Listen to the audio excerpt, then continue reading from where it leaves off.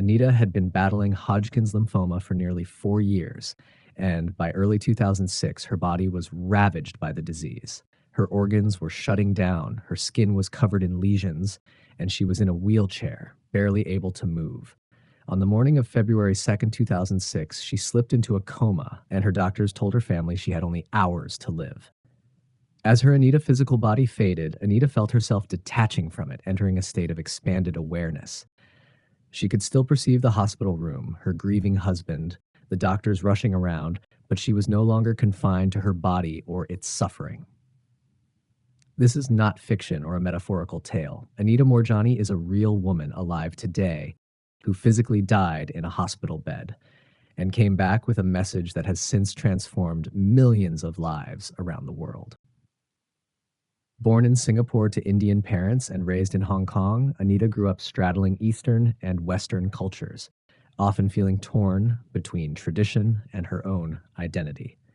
Before her near-death experience, she lived what seemed like an ordinary life, working in corporate HR, navigating relationships, and battling the self-doubt that so many of us face. But in 2006, after years of struggling with terminal cancer, Anita's body shut down. What happened next would not only save her life, but redefine her purpose. In this video, we'll explore her incredible near-death experience, the moment she crossed over, the profound truths she discovered in the afterlife, and how her miraculous healing defied all medical explanation. Let's dive in.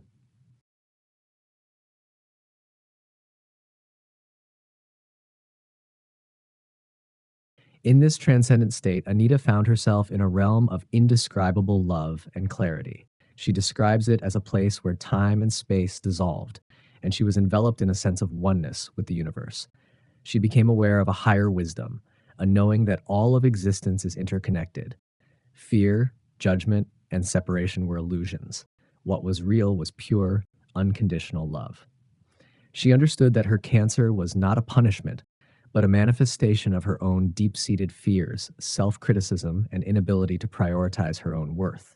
Most strikingly, she realized that she had the power to heal, not through force or struggle, but by releasing fear and embracing self-love. I understood that at the core, our essence is pure love, she writes in Dying to Be Me, and this wasn't some abstract concept for her. It became the most visceral, undeniable truth she'd ever known. Think about that for a moment. What would it mean to live as if love is your core substance, the very ground of your being? Now, here's where it gets really interesting.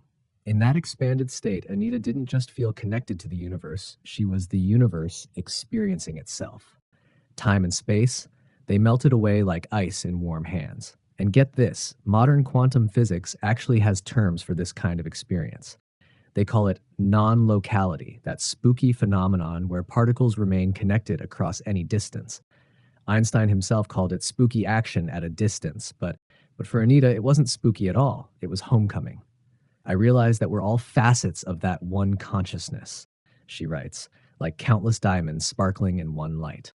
Wait, does that sound too mystical for you? Well, here's the kicker. Even hardcore physicists are saying similar things. Erwin Schrödinger, one of quantum mechanics' founding fathers, concluded that the total number of minds in the universe is one. Let that sink in for a second. The science of the very small is telling us something the mystics have known for millennia. Speaking of mystics, let's talk about how Anita's experience mirrors ancient wisdom. In Hinduism, there's this beautiful concept called Tat Tvam Asi, thou art that. The Upanishads describe it poetically. Imagine countless rivers flowing into the ocean, forgetting they were ever separate streams. That's exactly how Anita experienced it. Her individual self dissolving while paradoxically becoming more fully herself than ever before. I wasn't just a drop in the ocean, she reflects. I was the ocean in a drop. Now, here's something that might surprise you. Buddhist philosophy reaches the same conclusion through a different path.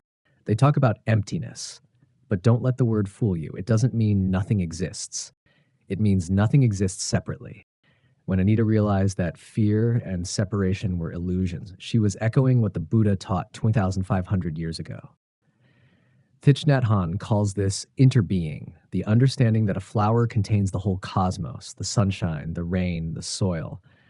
I saw how my illness wasn't separate from my thoughts, my fears, or the universe itself, Anita writes. Can you feel how radical that realization is? Let me share something that still gives me chills. The Christian mystic Meister Eckhart wrote in the 14th century, "The eye with which I see God is the same eye with which God sees me." 700 years later, Anita describes nearly identical experience. I was overwhelmed by the realization that God isn't a being, but a state of being, and I was now that state. Across centuries, across cultures, the same truth keeps revealing itself. Here's where Anita's story takes an even more personal turn. Her healing didn't come through fighting or struggling, it came through surrender. The Taoists have a word for this, wu wei, which means effortless action. The Tao Te Ching puts it beautifully. Do you have the patience to wait until your mud settles and the water is clear? Anita's version, I didn't heal myself. I simply stopped resisting the love that was always there. Now, you might be wondering, what does modern medicine say about all this? Well, here's the fascinating part. The field of psychoneuroimmunology shows how our thoughts and emotions directly affect our biology. Chronic stress can suppress immune function, while states of love and acceptance enhance healing. The doctors called Anita's recovery spontaneous remission, but she knew better. The body mirrors what the soul believes. Let me ask you something. What if what we call miracles are simply moments when the deeper architecture of reality becomes visible? Physicist David Bohm talked about an implicate order, a unified reality beneath surface appearances. Anita describes it perfectly. I saw that our physical world is like the tip of an iceberg. The real substance is beneath the surface in the invisible connections. Here's the heart of it all. When Anita says, I realized I was love itself, she's pointing to what mystics across traditions have tried to express for ages. The Jewish Kabbalah calls it Ein Sof, the infinite divine light. Hindu texts describe it as Sat Chit Ananda, being consciousness bliss. But here's the thing. Anita insists this isn't some lofty spiritual concept. What I experienced wasn't supernatural. It was supernatural, the most natural state of all. So let me leave you with this thought. In a quantum universe where particles blink in and out of existence, where most of reality is invisible, dark matter and energy, what if love isn't just something we feel, but what we fundamentally are? When we stop seeing ourselves as separate, Anita writes, we stop creating separation in our world. Now that's an idea worth sitting with, don't you think? The implications ripple out from how we treat our bodies to how we organize our societies. And the most beautiful part? This isn't abstract philosophy. It's the most practical wisdom there is. The answer isn't out there, Anita concludes. It's in here. In the love we've forgotten is our essence.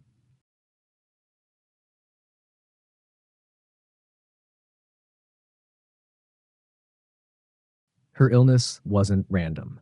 It wasn't punishment. It was her body's final desperate attempt to get her attention. A screaming alarm bell drowning out a lifetime of whispered, "Who am I really?" Can you imagine the courage it takes to face that truth?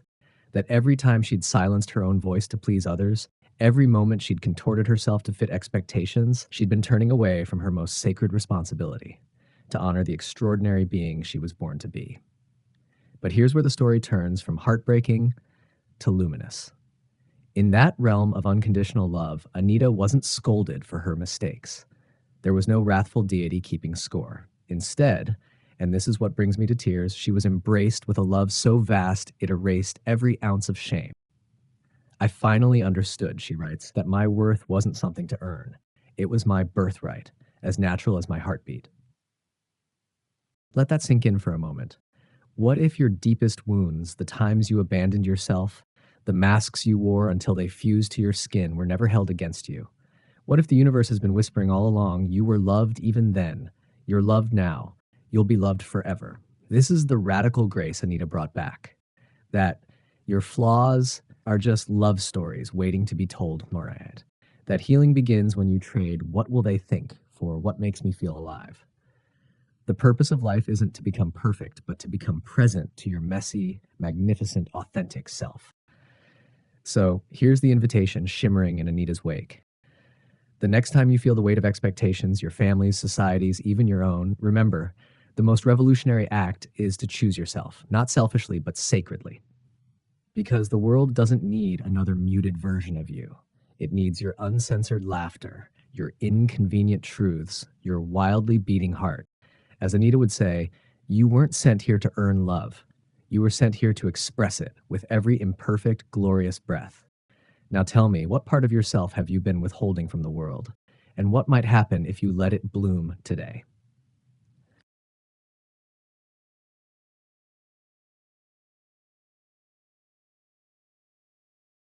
Picture this: bathed in that infinite love, more peaceful and whole than she'd ever imagined possible, she was given a choice. I could stay in this blissful state, she recalls in Dying to Be Me, or return to my broken, cancer ridden body. Now, here's what's fascinating. At first, she didn't want to come back. Who would? The love she'd touched made earthly life seem like a shadow by comparison. But then came the game changing realization, one that still gives me chills when I think about it.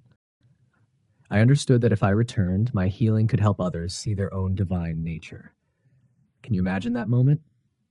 Choosing to leave paradise because your suffering might light the way for others? This wasn't some abstract spiritual idea. It was a soul deep knowing that her journey had purpose beyond herself. And here's where the story takes a turn that still baffles doctors today. The instant Anita made that choice, poof, she was back in her hospital bed. But this wasn't some gradual recovery. Her organs, which had been shutting down just hours before, suddenly kicked into gear like a car engine roaring to life. The tumors that had riddled her body, they began dissolving at a rate that made no medical sense. Within 5 weeks, let that sink in, 5 weeks, doctors couldn't find a trace of cancer in her body. Now, if you're like me, you're probably wondering, how is this even possible? The medical team certainly was. They called it spontaneous remission, that handy phrase doctors use when they have no explanation. But Anita knew better. My healing wasn't spontaneous at all, she explains. It was the natural result of touching the truth of who I really am. Think about the implications of that for a second. What if our bodies are far more responsive to consciousness than modern medicine realizes? Here's where physics and spirituality shake hands. Quantum biology, a cutting-edge field, suggests that our cells might operate on quantum principles, where consciousness directly influences matter. Nobel laureate Max Planck once said, "All matter originates and exists only by virtue of a conscious and intelligent mind." Anita's healing mirrors this perfectly. Her shift in awareness literally rearranged her biology.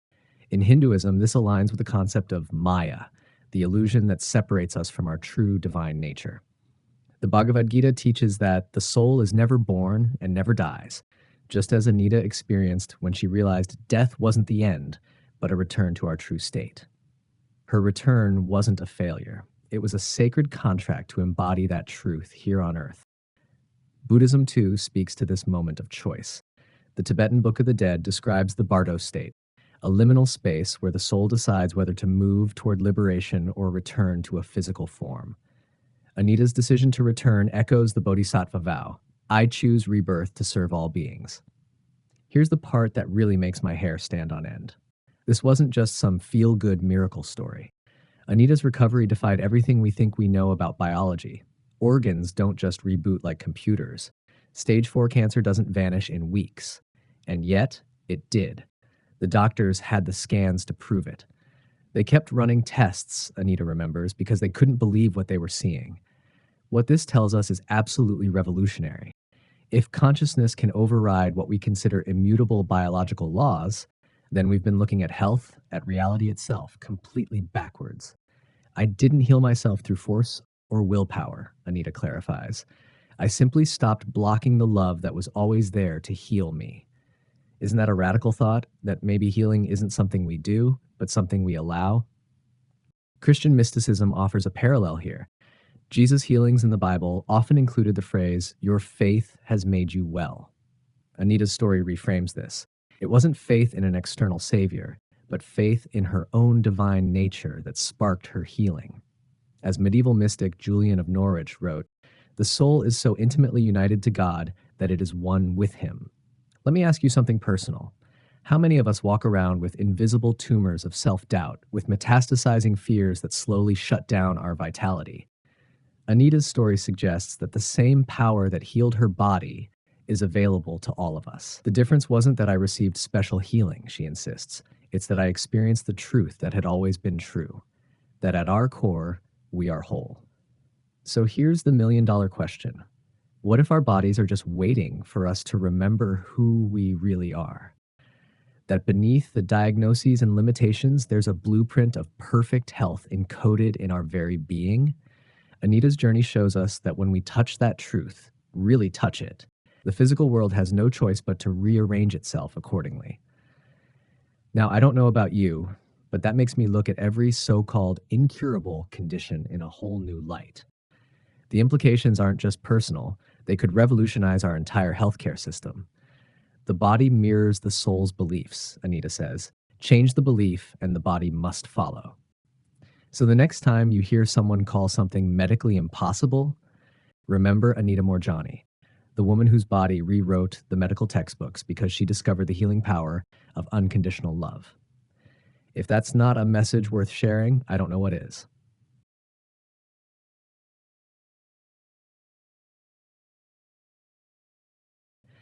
Anita's near-death experience didn't just change her perspective, it shattered the walls around her heart, revealing a truth so luminous it brought her back to life.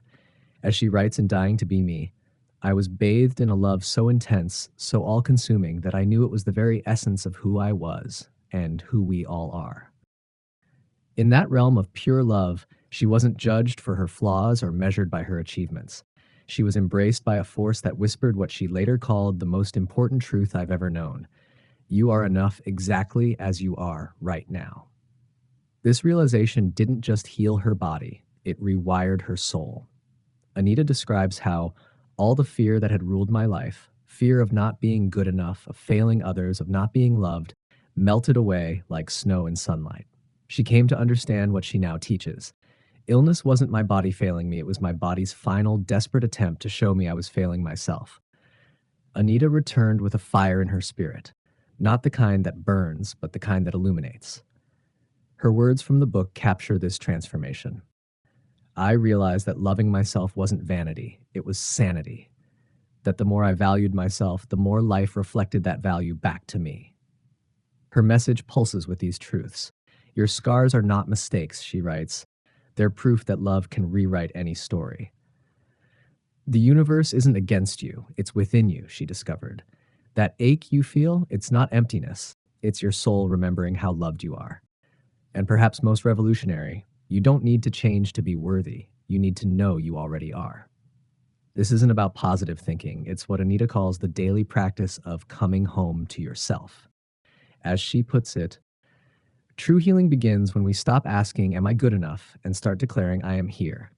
And here's the secret she brought back, one she repeats often. You don't need a near-death experience to live this love. It's in how you touch your own cheek when you cry, in how you forgive yourself for yesterday, in the way you choose joy even when you're afraid. So tell me, darling, where in your life have you been playing small so others wouldn't feel insecure, as Anita once did?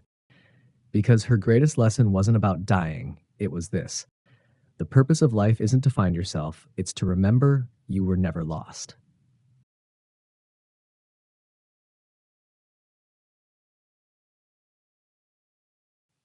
Anita's story isn't just about surviving death, it's a masterclass in how to really live. After her miraculous recovery, she made it her life's work to shine a light on what she learned beyond the veil.